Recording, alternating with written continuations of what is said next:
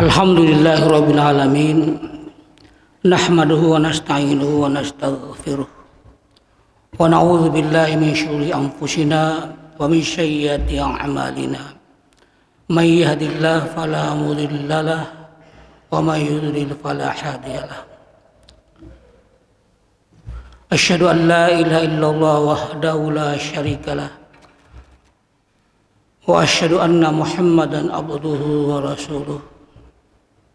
Allahumma sholli ala Muhammad wa ala alihi wa ashabihi wa man tabi'ahum bi ihsanin ila yaumiddin. Amma ba'd. Fa ya ibadallah usikum wa iyaya bi taqwallah faqad fazal muttaqun. Hadirin Bapak Ibu jemaah salat subuh yang dimuliakan dan dirahmati Allah Subhanahu wa taala. Alhamdulillah kita bersyukur pada Allah Subhanahu wa taala atas segala limpahan rahmat dan curahan kasih sayangnya, sehingga pada pagi ini setelah kita dimatikan oleh Allah Subhanahu wa taala, kemudian kita kembali dihidupkan oleh Allah. Dan awal daripada kehidupan kita ini, kita semuanya dapat melaksanakan kewajiban kita, melaksanakan perintah Allah Subhanahu wa taala, salat subuh berjamaah.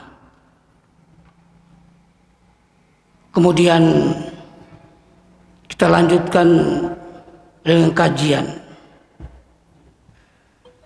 Kita saling mengingatkan antara satu dengan yang lainnya.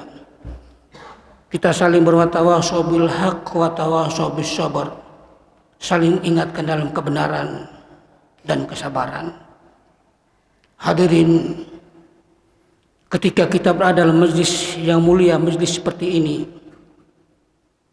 maka begitu selesai kita berdiri dari tempat ini dan pulang ke rumah kita masing-masing, Allah Subhanahu wa taala memanggil kita sebagaimana disebutkan dalam sebuah hadis Nabi. Rasulullah bersabda, "Qumu maghfuran lakum qad baddaltu lakum sayyi'atikum hasanat." Berilah kalian semuanya, dosa-dosa kalian telah aku ampuni, kata Allah, dan aku telah menggantikan kejelekan-kejelekan kalian dengan kebaikan-kebaikan. Hadirin Bapak Ibu yang dimuliakan Allah Subhanahu wa taala, kita semuanya hadir ini kepingin dosa kita diampuni oleh Allah Subhanahu wa taala. Kalau dosa kita sudah diampuni oleh Allah Subhanahu wa taala, tidak ada tempat bagi kita kecuali surganya Allah Subhanahu wa taala. Wasari'u ila maghfiratin min rabbikum wa jannatin arduhas samawati wal ardu uiddat lil muttaqin. Dan bersegeralah kalian untuk memohon ampun kepada Allah Subhanahu wa taala. Jangan menunggu waktu besok, lusa dan seterusnya. Kalau hari ini kita bisa memperbanyak mohon ampun kepada Allah Subhanahu wa taala, kenapa kita harus menunggu besok? Mari kita banyak mohon ampun kepada Allah Subhanahu wa taala. Wa jannatin arduhas samawati wal ard uiddat lil muttaqin. Allah akan mempersiapkan kita surga yang luasnya seluas langit dan bumi ini. Hadirin, ayat ini dan surah Ali Imran, ketika Rasulullah bersurat kepada Raja Heraklius, sudah barang tentu mengajak dia untuk masuk Islam. Ketika Raja Heraklius itu membaca surat itu, ada ayat ini yang ditulis oleh Rasulullah di dalam suratnya. Maka ketika dia membaca, ada surga yang luasnya seluas langit dan bumi. Maka sang raja itu pun kembali membalas surat Rasulullah. Dia bertanya kepada Rasulullah, "Ya Rasulullah, kalau surga itu seluas langit dan bumi, lalu di manakah posisi neraka itu? Di manakah keberadaan neraka itu? Maka Rasulullah SAW pun kembali menjawab pertanyaan beliau. Beliau mengatakan, pertanyaan Anda itu sama seperti ada orang yang bertanya, kalau kita sekarang ini berada di malam hari, lalu di manakah posisinya siang itu? Atau sebaliknya, kalau kita sekarang berada di siang hari, lalu di manakah posisinya malam itu? Itulah jawaban Rasulullah yang sangat logis disampaikan kepada Raja Heraklius. Hadirin, intinya adalah mari kita banyak beristighfar, mohon ampun kepada Allah agar kita semuanya ini bisa masuk dalam surganya Allah Subhanahu wa taala. Hadirin, Bapak Ibu yang dimuliakan Allah Subhanahu wa taala. Pada kesempatan pagi ini saya juga akan menyampaikan sebuah hadis Nabi. Hadis yang diriwayatkan oleh Imam Muslim pada hadis nomor 2699. Rasulullah sallallahu alaihi wasallam bersabda, "Wa majtama'a qaumun fi baitin min buyutillah yasluna kitaballahi wa tadarasunahu bainahum illa najalat alaihimus sakinah wa ghasyiyatuhumur rahmah wa hafathumul malaikah wa dzakarahumullahu fi man indah." Rasulullah SAW bersabda, tidaklah suatu kaum yang berkumpul di salah satu majlis Allah, di salah satu rumah Allah Subhanahu wa taala. Mereka membaca kitabullah, mereka mengkaji ayat-ayat Allah, mereka membaca Al-Quran, mereka saling mengajarkan satu dengan yang lainnya, mereka saling berwatawasau bil haq, melainkan kata Nabi akan turun kepada mereka itu 4 hal. Akan turun kepada mereka 4 hal, yaitu illa najalat alaihimus sakinah wa ghasyiyatuhumur rahmah wa hafathumul malaikah wa dzakarahumullahu fi man indah. Mereka akan mendapatkan sakinah, ketenangan. Jadi kita ini hadirin berada di rumah Allah, Masjid Al-Ikhlas ini. Begitu kita keluar dari masjid ini, insya Allah kita pasti akan mendapatkan ketenangan. Kita pasti akan mendapatkan sakinah. Dan inilah yang kita harapkan. Apa arti hidup ini? Kita punya ini, punya itu, dan lain sebagainya. Tetapi kita tidak pernah merasakan ketenangan hati. Tidak pernah merasakan sakinah. Hadirin rahimakumullah. Di dalam Al-Quran ada beberapa kiat praktis bagaimana cara kita menggapai ketenangan hati. Bagaimana cara kita menggapai sakinah itu sendiri. Karena ini yang kita butuhkan dalam hidup ini. Hadirin, yang pertama adalah ketenangan jiwa. Sakinah itu dapat kita raih dengan zikrullah. Ingat kepada Allah Subhanahu wa taala. Ketika kita masuk masjid, kita membaca doa Allah Ta'ala abwaaba rahmatik. Itu artinya kita ingat pada Allah Subhanahu wa taala. Ketika kita keluar masjid, kita membaca doa Allahumma inni as'aluka min fadlik. Itu juga artinya kita ingat kepada Allah Subhanahu wa taala. Ingat pada Allah tidak hanya pada saat kita mendapat kesusahan, mendapat musibah, tetapi ketika kita mendapatkan kenikmatan pun kita wajib ingat kepada Allah Subhanahu wa taala. Ketika kita mendapatkan kenikmatan, paling tidak lisan kita mengucapkan alhamdulillah. Ketika kita mendapatkan musibah, kita pun pasti akan mengucapkan inna lillahi wa inna ilaihi raji'un. Kita kembalikan semua persoalan hidup, masalah hidup kepada Allah Subhanahu wa taala. Dimanapun kita berzikir pada Allah Subhanahu wa taala.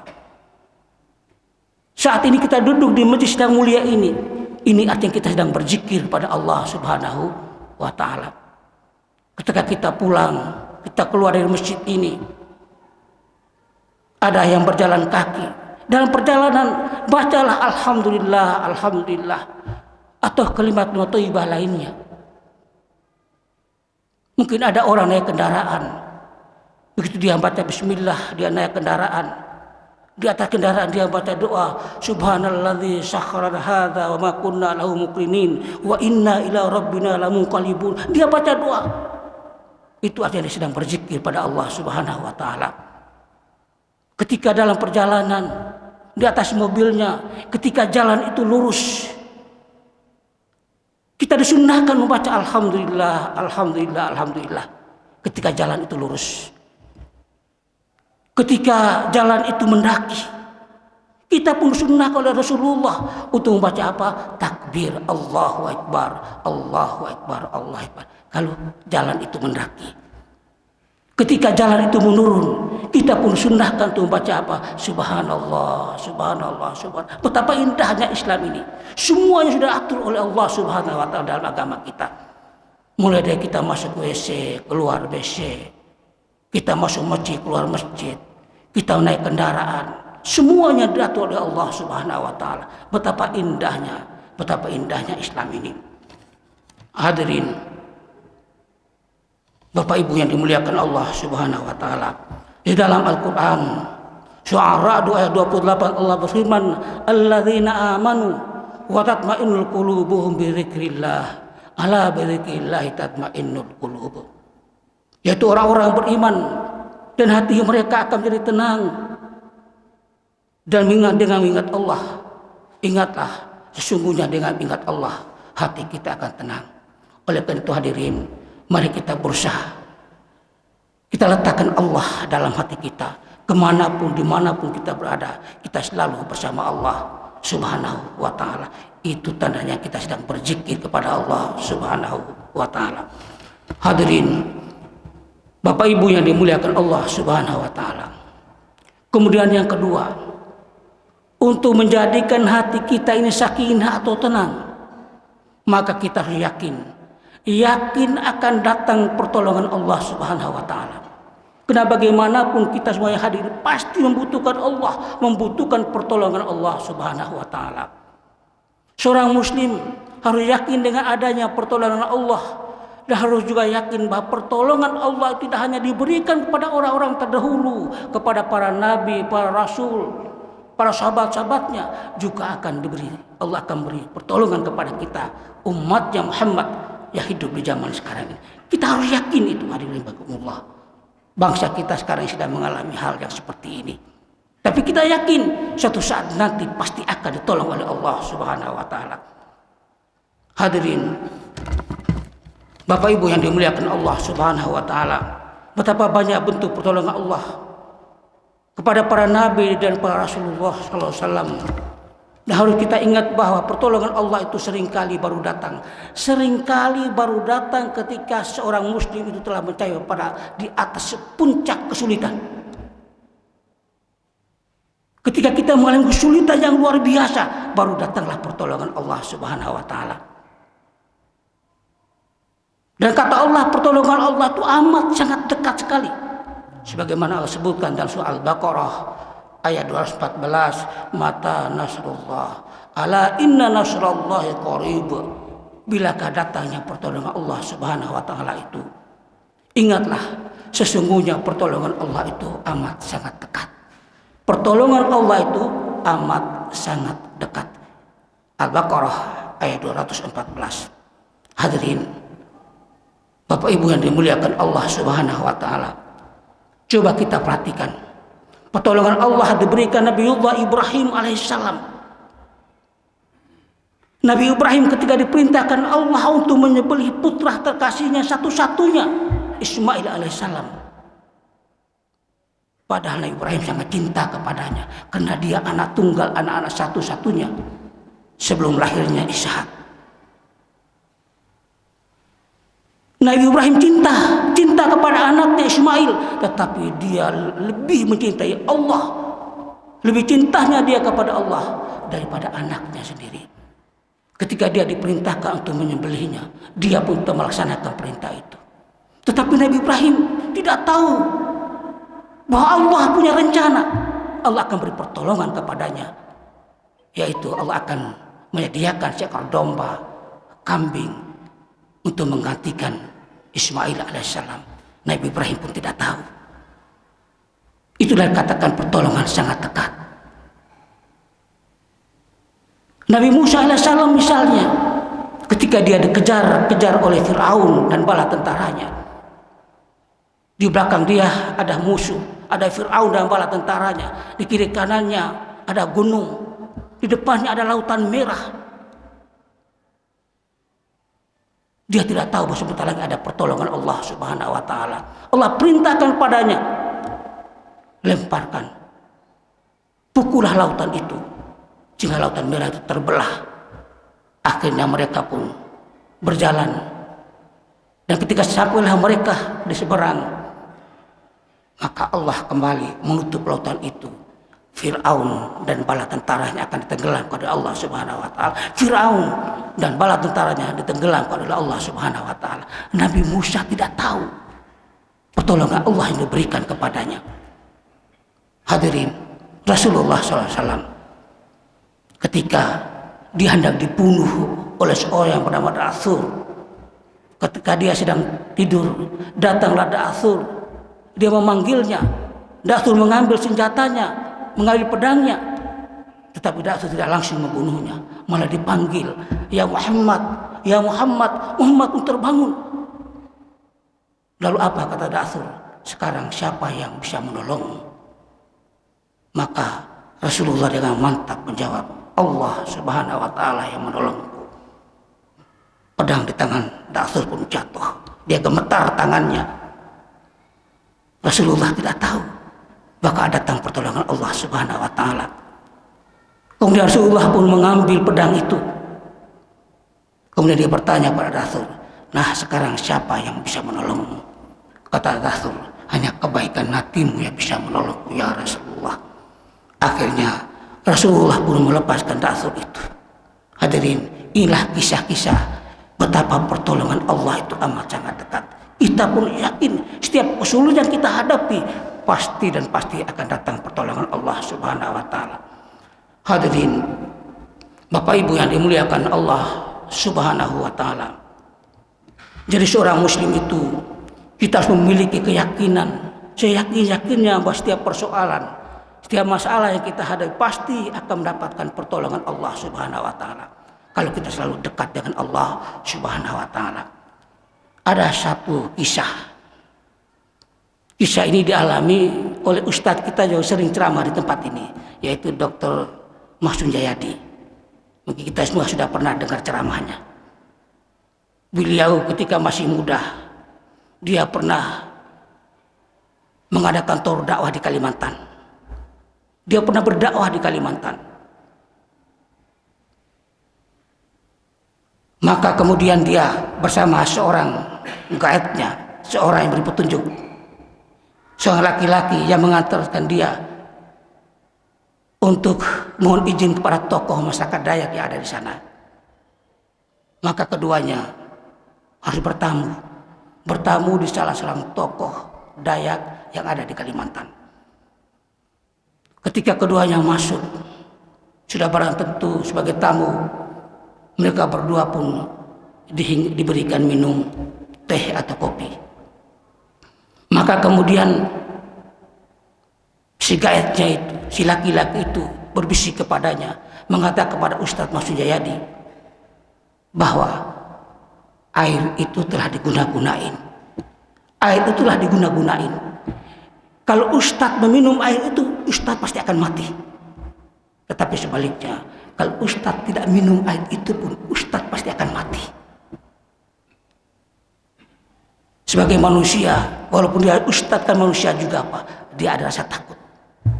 Tetapi pada saat bersama datang pertolongan Allah Subhanahu wa taala, beliau langsung dia membaca bismillah, dia mengambil air itu dan dia minum. Tapi cara mengambilnya bukan dengan cara seperti ini. Tidak. Bukan dengan cara seperti dia mengambil minumnya, tetapi justru dia mengambil minumnya dengan cara seperti ini. Begitu dia mengambil dengan cara seperti ini, gelas itu pecah. Air, kopi, dan teh pun tidak bisa diminum karena gelasnya pecah. Akhirnya si tokoh Dayak itu pun dia harus tunduk. Dia mencium kaki Ustadz ini. Ustaz Mas Jayadi. Karena dia mengatakan ilmunya jauh lebih tinggi daripada ilmunya si tokoh Dayak itu. Kata Pak Mas Jayadi, bahwa dia tidak punya apa-apa, dia hanya bersandar kepada Allah Subhanahu wa Ta'ala. Itulah pertolongan Allah dari kita pada saat-saat yang genting sekali. Yakinlah Allah pasti akan beri pertolongan, sama seperti Ustaz Mas Jayadi ini. Hadirin Bapak Ibu yang dimuliakan Allah Subhanahu wa Ta'ala, mudah-mudahan kita semua pun pasti akan ditolong oleh Allah Subhanahu wa Ta'ala. Kemudian yang ketiga, kalau kita ingin mendapatkan sakinah, mendapatkan ketenangan dalam hidup ini, kita pun harus memperhatikan bukti-bukti kekuasaan Allah Subhanahu wa Ta'ala. Kalau kita memperhatikan bukti kekuasaan Allah, maka seharusnya membuat hati kita menjadi tenang, hati kita menjadi tentram. Bukan sebaliknya membuat hati kita menjadi cemas dan ragu-ragu dengan adanya melihat dan mengamati alam sekitar ini. Nabi Ibrahim, hadirin, dia pernah mengalami perasaan yang cemas, perasaan ragu-ragu tentang bagaimana Allah Subhanahu wa Ta'ala menghidupkan orang mati itu. Ada keraguan dalam dirinya.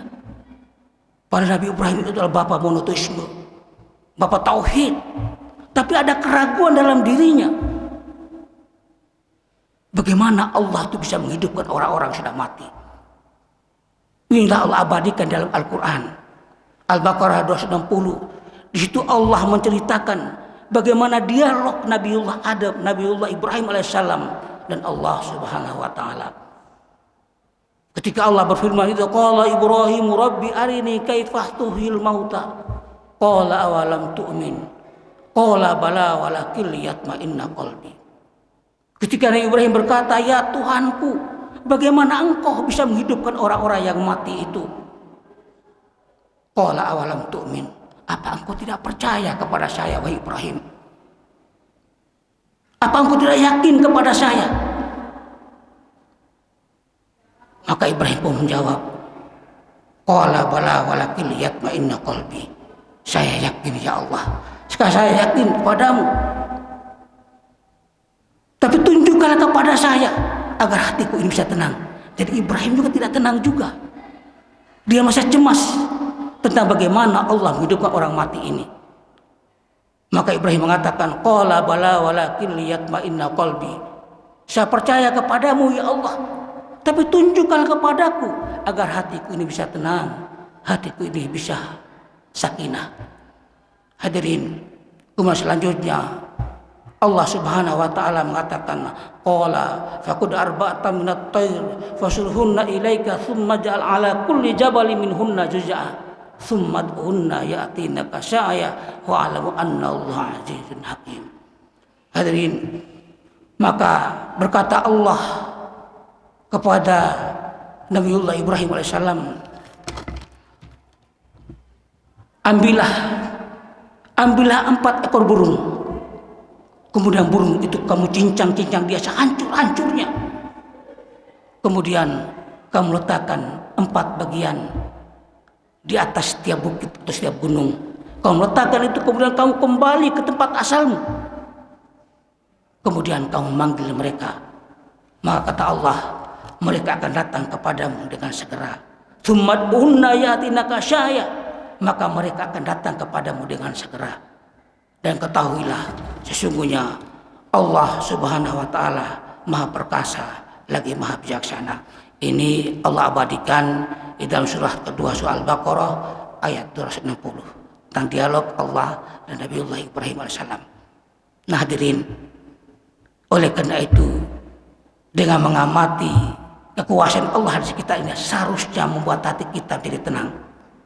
Kenapa yang terjadi tidak mungkin akan terjadi dengan sendirinya. Semua pasti ada yang penciptanya itu Allah Subhanahu wa Ta'ala.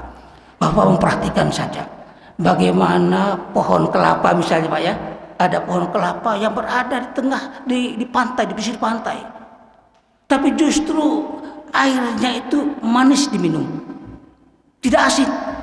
padahal dia berada di sisi pantai. Harus membuat hati kita semakin tenang, semakin yakin akan keberadaan Allah Subhanahu wa taala. Siapakah yang membuat air kelapa ini menjadi manis? Padahal air pohon kelapa itu berada di sisi pantai. Bukankah Allah Subhanahu wa taala? Kita yakin itu semua, hadirin rahimakumullah. Kemudian yang ketiga, yang keempat, untuk membawa hati kita menjadi sakinah atau tenang, yaitu dengan bersyukur kepada Allah Subhanahu wa taala atas semua limpahan rahmat yang Allah berikan kepada kita, atas berbagai macam kenikmatan Allah berikan kepada kita. Marilah kita senantiasa bersyukur kepadanya. Karena orang yang bersyukur itu, hadirin, orang yang bersyukur itu sangat sedikit sekali. Sekali lagi sangat sedikit sekali. Maka ketika Umar bin Khattab masuk ke dalam masjid, dia mendapatkan seorang laki-laki sedang berdoa, Ya Allah, kumpulkanlah saya bersama orang-orang yang sedikit. Kumpulkan saya bersama orang-orang sedikit. Maka Umar bin Khattab pun bertanya kepadanya, kenapa Anda berdoa seperti itu? Maka kemudian si laki-laki itu menjawab, dia baca Al-Quran, surah Sabah, wa qalilun min ibadiyasy syakur, wa qalilun min ibadiyasy syakur, dan sangat sedikit sekali dari hamba-hambaku yang bersyukur pada Allah Subhanahu wa taala. Si laki-laki itu membaca ayat itu kepada Umar bin Khattab. Jadi sangat sedikit kali, hadirin, orang yang bersyukur pada Allah. Mudah-mudahan yang sedikit ini termasuk kita yang hadir ini. Hadirin, kemudian berikutnya yang akan kita dapatkan setelah kita keluar dari masjid ini. Yang pertama tadi adalah sakinah, ketenangan. Maka yang kedua yang kita dapatkan adalah rahmah Allah. Kita akan mendapatkan rahmat dari Allah Subhanahu wa taala. Wa ghasyiyatuhumur rahmah, mereka akan dinaungi rahmah Allah Subhanahu wa taala. Hadirin, Bapak Ibu yang dimuliakan Allah Subhanahu wa taala, manusia kita semua ini sejak lahir hingga mati pun kita butuh kasih sayang Allah Subhanahu wa taala. Dan rahmat Allah itu amat sangat dekat dengan orang-orang yang berbuat kebajikan. Tidaklah mungkin seorang ketika bermaksiat kepada Allah Subhanahu wa taala kemudian dia mengharapkan rahmat Allah Subhanahu wa taala. Rahmat Allah hanya diberikan kepada orang-orang yang dekat kepada Allah Subhanahu wa taala. Diberikan kepada orang-orang yang sedang berbuat kebajikan, pada orang-orang yang melaksanakan perintah Allah Subhanahu wa taala. Inna rahmatullahi qarib minal muhsinin. Sesungguhnya kata Allah Subhanahu wa taala bahwa rahmatnya itu sangat dekat dengan orang-orang yang berbuat kebajikan. Dan mudah-mudahan kita saat ini sedang berbuat kebaikan. Dan rahmat Allah Ta'ala sangat dekat dengan kita semuanya. Al-A'raf ayat 156. Hadirin, Bapak Ibu yang dimuliakan Allah Subhanahu wa taala, dalam sebuah hadis kursi Allah Subhanahu wa taala berfirman bahwa Rasulullah bersabda, "Innallaha ta'ala khalaqa mi'ata rahmah. Yauma khalaqas samawati wal ard, kullu rahmatin minha tibaqa ma bainas samai wal ard. Fahbata rahmatan minna ilal ard fiya tarahmal khalq." Disebutkan dalam hadis ini bahwa ketika Allah Subhanahu wa taala menciptakan langit dan bumi ini, maka Allah menciptakan juga 100 rahmatnya. Hadis ini sudah sering kita dengar. Allah menciptakan 100 rahmatnya. Satu di antaranya itu kemudian Allah turunkan ke bumi ini. Hadirin, apa yang kita alami, apa yang kita rasakan, itu cuma satu rahmat Allah Subhanahu wa taala. Coba renungkan, 99 itu nanti di akhirat. Bagaimana 99 di akhirat? Bagaimana rasanya 99 itu? Cuma satunya saja, satu dunia ini kita merasakan luar biasa. Dengan rahmat itu, maka makhluk-makhluk Allah saling menyanggupi, saling tolong menolong.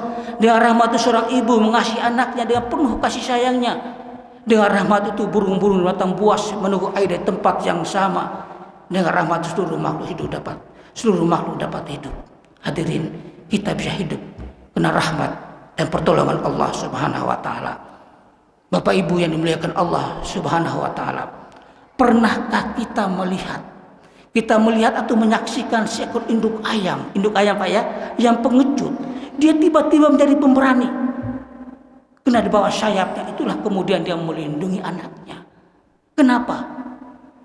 Karena dia melindungi anaknya dari sergapan musuh. Dia tidak ingin anaknya ditangkap oleh burung elang. Dia melindungi anaknya. Kena satu atau sepersatu sama Allah yang titipkan kepadanya. Dia memiliki kasih sayang kepada anaknya. Pernah kita menyaksikan seekor harimau buas yang menjilati tengkuk anaknya dengan penuh kasih sayangnya. Karena ada satu rahmat Allah yang titipkan kepadanya. Mungkin juga kita pernah mendengar bagaimana kisah seekor betina yang menjerit ketika anaknya ditangkap oleh pemburu. Karena dia tidak ingin anaknya ditangkap oleh pemburu. Karena ada rahmat Allah yang Allah titipkan kepadanya. Hadirin, demikian pula kita sebagai manusia. Dalam diri kita ini ada rahmat dan kasih sayang Allah berikan kepada kita.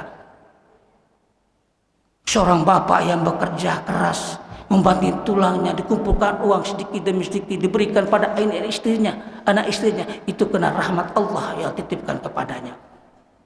Kita juga mungkin pernah mendengar kisah orang-orang dermawan dengan hartanya. Dia berjihad di jalan Allah, dia bersedekah, dia berinfak dan lain sebagainya. Itu kan ada rahmat Allah yang titip kepadanya. Nah, oleh karena itu hadirin, bagi bapak-bapak yang memiliki kelebihan harta, manfaatkan hartamu itu ke jalan Allah Subhanahu wa taala. Tolonglah fakir miskin, berantaslah kemiskinan dan kebodohan umat ini dengan harta itu. Hadirin, Bapak Ibu yang dimuliakan Allah, tetapi berbeda dengan binatang. Berbeda dengan binatang. Kalau manusia itu selamanya akan mampu menjaga dan merawat ini, merawat kasih sayang Allah titipkan kepadanya, merawat rahmat Allah ini, insya Allah mereka mampu menjaganya. Tetapi berbeda dengan manusia, karena kita manusia ini sering melupakannya, sering melupakan rahmat Allah yang telah titipkan ke dalam hati sanubari kita. Pernah kita sering mendengar seorang suami membunuh istrinya, atau seorang istri membunuh suaminya. Kenapa itu bisa terjadi? Karena satu rahmat Allah ya Allah titipkan kepadanya dilupakannya. Pernah kita mendengar seorang anak membunuh ibu kandungnya, membunuh ayah kandungnya, atau sebaliknya. Kenapa itu semua bisa terjadi? Karena satu rahmat Allah ya Allah titipkan dalam hati sanubarinya diabaikan, dilupakan. Hadirin, kita pun sering mendengar menyaksikan pembunuhan terjadi di mana-mana, perampokan terjadi di mana-mana. Itu semua hadirin kena satu rahmat Allah yang titipkan kepada manusia ini. Mereka tidak pandai untuk menjaga dan merawatnya. Kemana gerangan persatu sama Allah ya Allah titipkan kepada kita? Kenapa fitrah kita yang suci ini, rahmat Allah yang telah berikan kepada kita, kita lupakan? Maka ada satu ayat ya Allah menjelaskan kenapa manusia ini sering melupakan rahmat Allah itu, yaitu dalam surat At-Takatsur. Alhaakumut takatsur, bermegah-megahan itulah melalaikan kamu. Jadi dengan bermegah-megahan, kita bermegah-megahan dengan harta kita, kekayaan kita, dengan ilmu kita, merasa diri lebih hebat daripada yang lainnya, itu bermegah-megahan. Itulah yang melalaikan kita dari rahmatnya Allah Subhanahu wa ta'ala. Maka solusinya apa? Bagaimana terapinya? Maka terapinya adalah pada ayat berikutnya. Karena penyakit At-Takatsur inilah, kata Dr. At-Tabatabai dalam tafsir Al-Mizan, beliau mengatakan dari penyakit At-Takatsur ini, penyakit bermegah-megahan ini akan melahirkan 3 macam penyakit, yaitu penyakit takabur atau sombong, penyakit dengki, dan penyakit dendam. 3 macam penyakit ini yang ada pada kita, yaitu dari penyakit At-Takatsur itu melahirkan penyakit ini, takabur atau sombong. Kemudian yang kedua dengki dan dendam. Ketiga penyakit ini bersemayam dalam diri kita. Inilah yang menjadikan kita lupa dengan rahmat dan kasih sayang Allah Subhanahu wa ta'ala. Maka selanjutnya terapinya adalah yang pertama, hatta jurtumul maqabir, sampai kamu masuk ke dalam kubur. Itu obatnya, itu terapinya. Maksudnya apa? Hatta jurtumul maqabir, sampai kamu masuk ke dalam kubur. Artinya kita ingat mati. Kalau orang pada saat bersamaan dia ingat mati, saya yakin tidak ada kesombongan dalam dirinya, tidak ada dengki dalam dirinya, tidak ada benci dalam dirinya. Karena dalam waktu bersama dia ingat mati. Jangan-jangan setelah selesai ini saya dipanggil Allah Subhanahu wa taala. Setelah keluar dari masjid ini saya dipanggil Allah Subhanahu wa taala. Jangan-jangan besok saya dipanggil Allah Subhanahu wa taala. Kalau kita ingat mati hadirin, insya Allah tidak ada sedikit kesombong dalam diri kita, tidak ada dendam dalam diri kita, tidak ada benci dalam diri kita. Itu salah satu obatnya. Nah, obat yang kedua yaitu pada ayat selanjutnya, hatta jurtumul maqabir kalla taufatal, dan seterusnya sampai ayat yang ketujuh. Itu artinya kita harus menuntut ilmu. Kita harus punya ilmu. Kalau tidak punya ilmu tidak bisa. Jadi untuk menjaga ini, rahmat Allah itu butuh ilmu hadirin. Nah, salah satunya dengan menghadiri pengajian seperti ini atau dimanapun adalah merangka supaya kita bisa memupuk, bisa menjaga, bisa merawat kasih sayang Allah telah berikan kepada kita. Kemudian tsumalatus alunna yauma idzin anin naim, itu juga obatnya. Bahwa kita yakin bahwa apa yang kita lakukan selama hidup dunia ini pasti dan pasti akan diminta pertanggungjawaban oleh Allah Subhanahu wa taala. Itu obatnya. Kalau kita yakin bahwa apa yang kita kerjakan selama hidup di dunia ini pasti akan diminta pertanggungjawaban oleh Allah Subhanahu wa taala. Demikian Bapak Ibu yang saya hormati, mudah-mudahan yang sedikit ini bisa menggugah hati kita. Mari kita yakin pada Allah bahwa yang kita cari dalam hidup ini adalah ketenangan, kebahagiaan. Apa arti hidup ini kalau kita tidak merasa ketenangan? Yang kedua, kita mohon kepada Allah Subhanahu wa taala sehingga pada suatu saat nanti kalau kita dipanggil oleh Allah Subhanahu wa taala, kita dipanggil dalam keadaan husnul khotimah. Apa arti hidup ini hadirin? Kalau kita mati tidak husnul khotimah, itu artinya su'ul khotimah. Kalau kita mati dalam keadaan su'ul khotimah, berarti hidup kita ini gagal, sia-sia dalam hidup ini. Selama sekian puluh tahun kita hidup di dunia ini, tetapi begitu kita mati, naudzubillah, mati dalam keadaan su'ul khotimah, bukan husnul khotimah. Itu artinya hidup kita ini sia-sia, tidak ada gunanya hidup kita di dunia ini. Padahal yang kita cari adalah surganya Allah Subhanahu wa taala. Demikian Bapak Ibu yang saya hormati, mudah-mudahan sedikit yang saya sampaikan ini menggugah kita untuk hari ini harus lebih baik daripada hari kemarin, dan yang akan datang harus lebih baik daripada hari ini. Barangkali hanya ini yang saya sampaikan.